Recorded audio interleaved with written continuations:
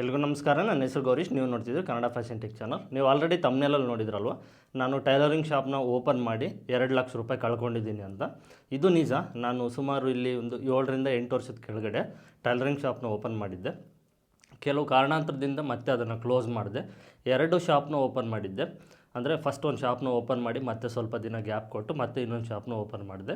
But ಕೆಲವು ಕಾರಣದಿಂದ close ಮಾಡಬೇಕಾಯಿತು. ಯೂಟ್ಯೂಬ್ನೇ ನಾನು ಪರ್ಮನೆಂಟ್ ಜಾಬಾಗಿ ತೊಗೊಳ್ಬೇಕಾಯಿತು. ನಾನು ಟೈಲರಿಂಗ್ ಶಾಪ್ನ ಏನಕ್ಕೆ ಕ್ಲೋಸ್ ಮಾಡಿದೆ, ಯಾವ್ಯಾವ ರೀತಿ ನನಗೆ ನಷ್ಟ ಬಂತು, ಇದ್ರ ಬಗ್ಗೆ ಕಂಪ್ಲೀಟ್ ನೀವು ತಿಳ್ಕೊಳ್ಬೇಕು ಅಂತ ನಿಮಗೆ ಕುತೂಹಲ ಇದ್ದರೆ ಈ ವಿಡಿಯೋನ ಎಷ್ಟು ಜಾಸ್ತಿ ಜನ ನೋಡ್ತಾರೋ, ಎಷ್ಟು ಜಾಸ್ತಿ ಜನ ಲೈಕ್ ಮಾಡ್ತಾರೋ ಅದ್ರ ಮೇಲೆ ಡಿಪೆಂಡ್ ಮಾಡಿಕೊಂಡು ನಾನು ಮತ್ತೊಂದು ವೀಡಿಯೋದಲ್ಲಿ ನಿಮಗೆ ಕಂಪ್ಲೀಟ್ ಎಕ್ಸ್ಪ್ಲೇನ್ ಮಾಡ್ತೀನಿ. ನಾನು ಯಾವ ರೀತಿ ಹಣನ ಕಳ್ಕೊಂಡೆ ಟೈಲರಿಂಗ್ ಶಾಪ್ನ ಓಪನ್ ಮಾಡಿ ಅಂತ. ಇದ್ರ ಬಗ್ಗೆ ಮುಂದೆ ಈ ವಿಡಿಯೋಗೆ ಲೈಕ್ಸ್ ಜಾಸ್ತಿ ಬಂದಾಗ ನೆಕ್ಸ್ಟ್ ವೀಡಿಯೋದಲ್ಲಿ ನಾನು ನಿಮಗೆ ಎಕ್ಸ್ಪ್ಲೇನ್ ಮಾಡ್ತೀನಿ. ಈಗ ಈ ವಿಡಿಯೋದಲ್ಲಿ ಏನು ಅಂದರೆ, ನೀವು ಟೈಲರಿಂಗ್ ಶಾಪ್ನ ಓಪನ್ ಮಾಡಬೇಕು ಅಂತ ನಿಮ್ಗೆ ಏನಾದರೂ ಆಲೋಚನೆ ಇದ್ದರೆ ಈ ವಿಡಿಯೋನ ಪೂರ್ತಿಯಾಗಿ ನೋಡಿ. ನಿಮಗೆ ಟೈಲರಿಂಗ್ ಶಾಪ್ನ ಓಪನ್ ಮಾಡೋದಕ್ಕೆ ಒಂದು ಕಂಪ್ಲೀಟ್ ಐಡಿಯಾ ಬರುತ್ತೆ, ಒಂದು ಕ್ಲಾರಿಟಿ ಬರುತ್ತೆ. ಯಾವ್ಯಾವ ವಸ್ತುಗಳು ಬೇಕು, ಎಷ್ಟು ಅಮೌಂಟ್ ಆಗುತ್ತೆ, ಮತ್ತು ನನಗೆ ಇರುವಂಥ ಅನುಭವದಲ್ಲಿ ಕೆಲವು ನಿಮ್ಗೆ ಇಂಪಾರ್ಟೆಂಟ್ ಮಾತುಗಳನ್ನ ತಿಳಿಸ್ತೀನಿ, ಕಂಪ್ಲೀಟ್ ಎಕ್ಸ್ಪ್ಲೇನ್ ಮಾಡ್ತೀನಿ, ನಿಮ್ಗೊಂದು ಕ್ಲಾರಿಟಿ ಬರುತ್ತೆ. ಹಾಗೆ ಈ ಚಾನಲ್ನ ನೀವೇನಾದರೂ ಹೊಸದಾಗಿ ನೋಡ್ತಾ ಇದ್ದರೆ ಪ್ಲೀಸ್ ಈ ಚಾನಲ್ನ ಸಬ್ಸ್ಕ್ರೈಬ್ ಮಾಡ್ಕೊಳ್ಳಿ. ಪಕ್ಕದಲ್ಲೇ ಬೆಲ್ಲೈಕನ್ ಇರುತ್ತೆ, ಅದನ್ನು ಆನ್ ಮಾಡಿ ಇಟ್ಕೊಳ್ಳಿ. ಇಂಥ ಟೈಲರಿಂಗ್ ವೀಡಿಯೋಸ್ನ ನಾನು ಅಪ್ಲೋಡ್ ಮಾಡಿದ ತಕ್ಷಣ ನಿಮಗೆ ನೋಟಿಫಿಕೇಷನ್ ಬರುತ್ತೆ. ಆ ಎಲ್ಲ ವೀಡಿಯೋಸ್ನ ನೀವು ನೋಡ್ಬೋದಾಗುತ್ತೆ. ಇದರಲ್ಲಿ ನಾನು ಏನು ಮೆನ್ಷನ್ ಮಾಡಿದ್ದೀನೋ, ಇದರಲ್ಲಿ ನಾನು ಏನು ಬರೆದಿದ್ದೀನೋ, ನಾವು ಒಂದು ಟೈಲರಿಂಗ್ ಶಾಪ್ನ ಓಪನ್ ಮಾಡಬೇಕು ಅಂದರೆ ಕಂಪಲ್ಸರಿ ಈ ಎಲ್ಲ ವಸ್ತುಗಳಿರಬೇಕು. ಓಕೆನಾ?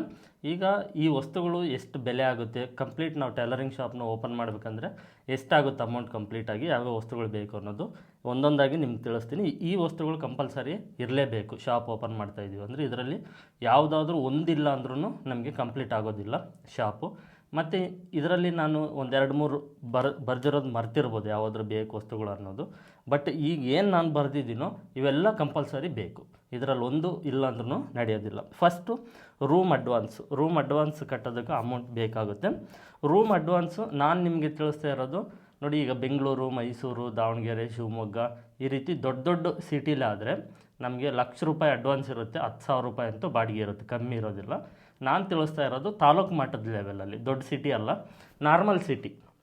ಓಕೆನಾ? ನಾರ್ಮಲ್ ತಾಲೂಕು ಲೆವೆಲ್ ಸಿಟೀಲಿ ಎಷ್ಟಿರುತ್ತೋ ಬಜೆಟ್ ಅದರ ಬಗ್ಗೆ ನಾನು ನಿಮಗೆ ತಿಳಿಸ್ಕೊಡ್ತೀನಿ. ಮಿನಿಮಮ್ ನಮಗೆ ತಾಲೂಕು ಲೆವೆಲ್ ಸ್ಟೇಜಲ್ಲಿ 50,000 ರೂಪಾಯಿ ಅಂತೂ ಅಡ್ವಾನ್ಸ್ ಕಟ್ಟಲೇಬೇಕು. ಓಕೆನಾ? ರೂಮ್ ಅಡ್ವಾನ್ಸ್ಗೆ 50,000 ರೂಪಾಯಿ ಬೇಕಾಗುತ್ತೆ. ಒಂದು 5,000ರಿಂದ 6,000 ರೂಪಾಯಿ ಬಾಡಿಗೆ ಬರುತ್ತೆ ಈ ತಾಲೂಕು ಲೆವೆಲ್ ಮಟ್ಟದಲ್ಲಿ. ನೆಕ್ಸ್ಟು ಸ್ಟಿಚಿಂಗ್ ಮಿಷನ್, ಟೈಲರಿಂಗ್ ಮಿಷನ್ನು.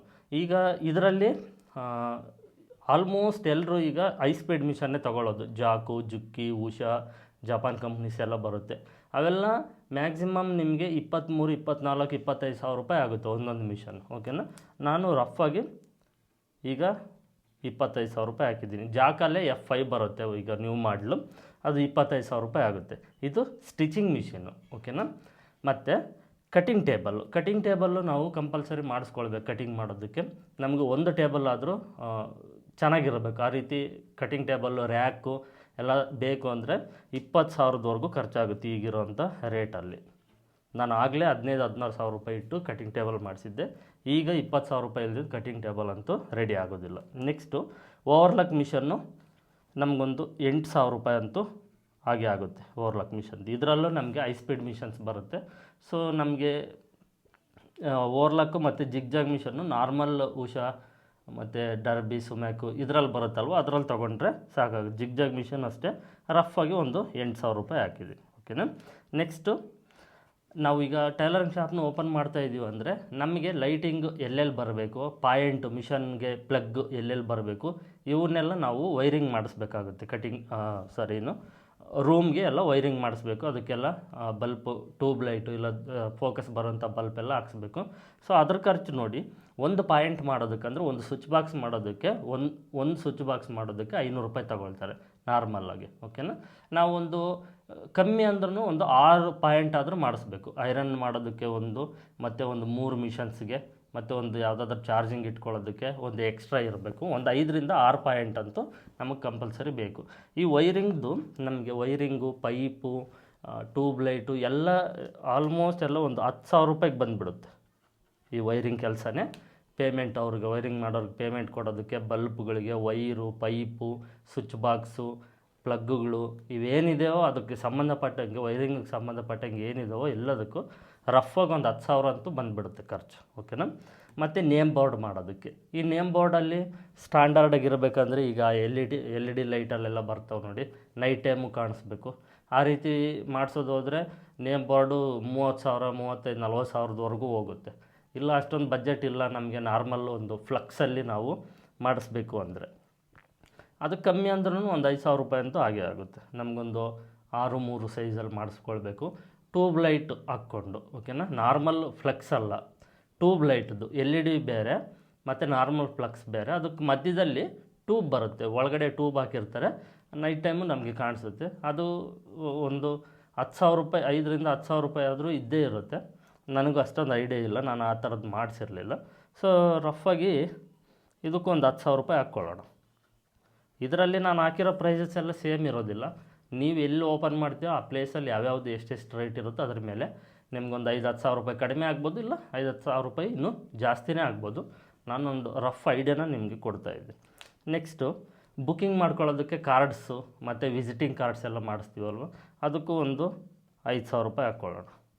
ಬುಕ್ಕಿಂಗ್ ಮಾಡಿಕೊಡೋದಕ್ಕೆ, ಕ್ಲಾತ್ ಅವ್ರಿಗೆ ಅಟ್ಯಾಚ್ ಮಾಡಿ ಕೊಡೋದಕ್ಕೆ, ಮತ್ತು ಯಾರಿಗಾದರೂ ವಿಸಿಟಿಂಗ್ ಕಾರ್ಡ್ ಕೊಡೋದಕ್ಕೆ, ಟೈಲರ್ ಶಾಪ್ ಓಪನ್ ಮಾಡಿದ್ದೀವಿ ಈ ಅಡ್ರೆಸ್ಸಿಗೆ ಬನ್ನಿ ಅಂತ ವಿಸಿಟಿಂಗ್ ಕಾರ್ಡ್ ಕೊಡೋದಕ್ಕೆ, ಬುಕ್ಕಿಂಗ್ ಕಾರ್ಡ್ ಎರಡಕ್ಕೂ ಸೇರಿ ಒಂದು 5,000 ರೂಪಾಯಿ. ಫಸ್ಟೇ ಒಂದು ಸ್ವಲ್ಪ 1,000 ಆ ರೇಂಜಲ್ಲಿ ಪ್ರಿಂಟ್ ಮಾಡಿಸ್ತೀವಿ. ಸೊ ಒಂದು 5,000 ರೂಪಾಯಿ ಆಗ್ಬೋದು. ನೆಕ್ಸ್ಟು ಬಟ್ಟೆ ಇಟ್ಕೊಳ್ಳೋದಕ್ಕೆ ರ್ಯಾಕ್ಸ್ ಬೇಕಾಗುತ್ತೆ. ಈ ರ್ಯಾಕು ದುಡ್ಡಿದ್ದರೆ ನಾವು ವುಡ್ಡಲ್ಲಿ ರ್ಯಾಕುಗಳೆಲ್ಲ ಮಾಡ್ಕೊಳ್ಬೋದು ಗಾಡಿಗೆ. ದುಡ್ಡಿಲ್ಲ ಅಂದರೆ ಏನು ಮಾಡಬೇಕು, ಕಬ್ಬಿಣದ ರ್ಯಾಕ್ ಬರುತ್ತೆ, ಅದು ನಿಮ್ಗೊಂದು 2,500 to 3,000 ರೂಪಾಯಿ ಆಗುತ್ತೆ. 5 ಸ್ಟೆಪ್ ಬರುತ್ತೆ.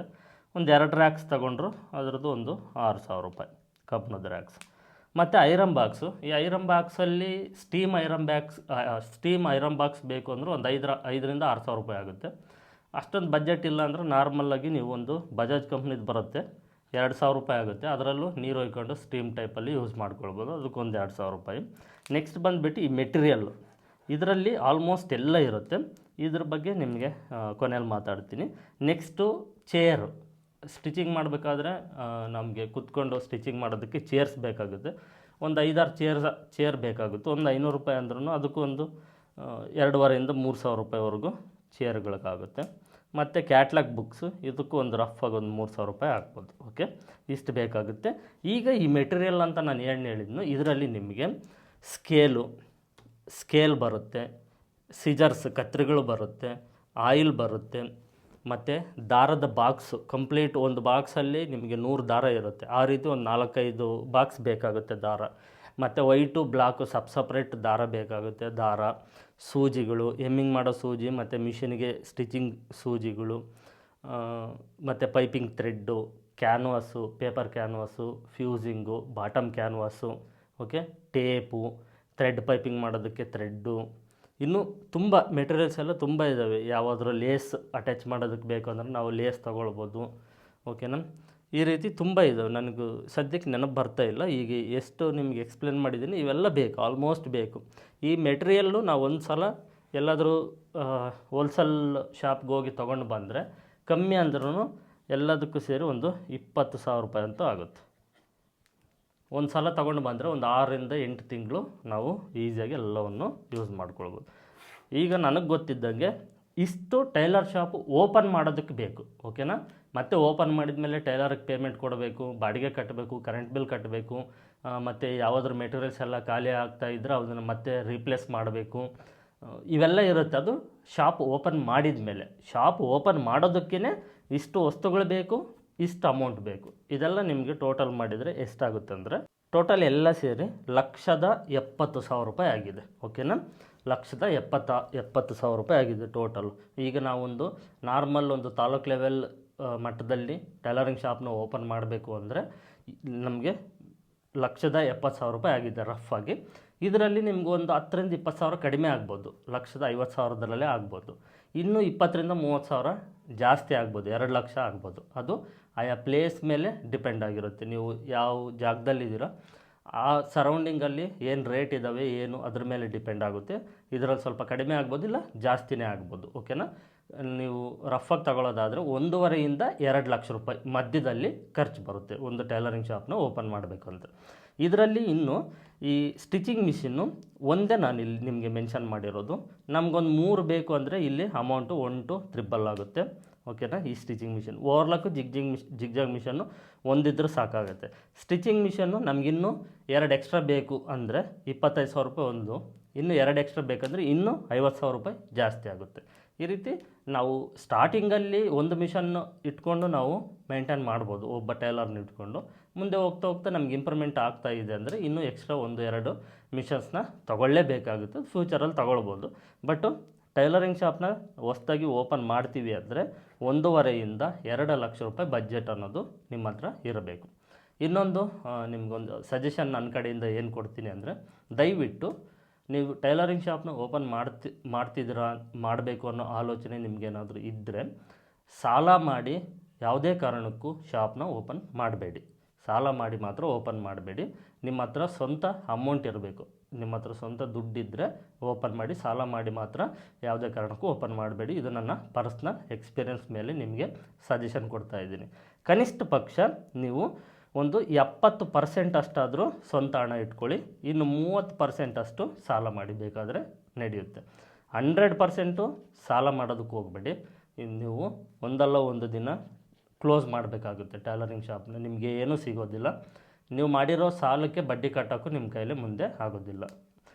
ಇದು ನಿಮಗೆ ತಿಳಿಸಿದ್ನಲ್ವ, ನಿಮ್ಮ ಹತ್ರ ತೀರಾ ಅಷ್ಟೊಂದು ಅಮೌಂಟ್ ಇಲ್ಲ ಅಂದರೆ ಒಂದು 70% ಆದರೂ ನಿಮ್ಮ ಸ್ವಂತ ದುಡ್ಡು ಇರಬೇಕು. 100 ರೂಪಾಯಿ ಇದ್ದರೆ 70 ರೂಪಾಯಿ ನಿಮ್ಮದಾಗಿರಬೇಕು. ಇನ್ನು 30 ರೂಪಾಯಿ ಮಾತ್ರ ನೀವು ಸಾಲ ಮಾಡಬೇಕು. ಆ ರೀತಿ ಈಗ 1.5 ಲಕ್ಷ ಖರ್ಚು ಬರುತ್ತೆ ಅಂದರೆ 1 ಲಕ್ಷ ರೂಪಾಯಿ ಆದರೂ 1,20,000 ರೂಪಾಯಿ ಆದರೂ ನಿಮ್ಮ ಸ್ವಂತ ದುಡ್ಡು ಇರಬೇಕು. ಒಂದು 30,000 to 40,000 ರೂಪಾಯಿ ಸಾಲ ಮಾಡಿದರೆ ಮೇಂಟೈನ್ ಮಾಡ್ಬೋದು. ಬಟ್ ನೀವು 1.5 ಲಕ್ಷನೂ ಸಾಲ ಮಾಡಿ ಶಾಪ್ ಓಪನ್ ಮಾಡ್ತೀವಿ ಅಂತ ಮೊಂಡು ಧೈರ್ಯ ನಿಮ್ಗೇನಾದರೂ ಇದ್ದರೆ ನೀವು ಒಂದಲ್ಲ ಒಂದು ದಿನ ಲಾಸ್ ಆಗ್ತೀರಾ. ಇದು ಖಂಡಿತ ನನ್ನ ಎಕ್ಸ್ಪೀರಿಯೆನ್ಸ್ ಮೇಲೆ ನಿಮಗೆ ತಿಳಿಸ್ತಾ ಇದ್ದೀನಿ. ಇದು ನಿಮಗೆ ಓವರಾಲಾಗಿ ಸಿಂಪಲ್ಲಾಗಿ ಒಂದು ಟೈಲರಿಂಗ್ ಶಾಪ್ನ ಓಪನ್ ಮಾಡೋದ್ರ ಬಗ್ಗೆ ಒಂದು ಇಂಪಾರ್ಟೆಂಟ್ ಮಾಹಿತಿ. ಇದು ನಿಮಗೆ ಯೂಸ್ಫುಲ್ ಅನಿಸಿದೆ ಅಂದ್ಕೊಂಡಿದ್ದೀನಿ. ಇದು ಯೂಸ್ಫುಲ್ ಅನಿಸಿದರೆ ಈ ವಿಡಿಯೋಗೆ ಒಂದು ಲೈಕ್ ಮಾಡಿ. ಇಷ್ಟು ವಿಡಿಯೋದಲ್ಲಿ ಇಲ್ಲಿಗೆ ವಿಡಿಯೋನ ಎಂಡ್ ಮಾಡ್ತಾಯಿದ್ದೀನಿ. ಮತ್ತೆ ಮುಂದಿನ ವಿಡಿಯೋದಲ್ಲಿ ಸಿಗ್ತೀನಿ. ಎಲ್ಲರಿಗೂ ಧನ್ಯವಾದಗಳು.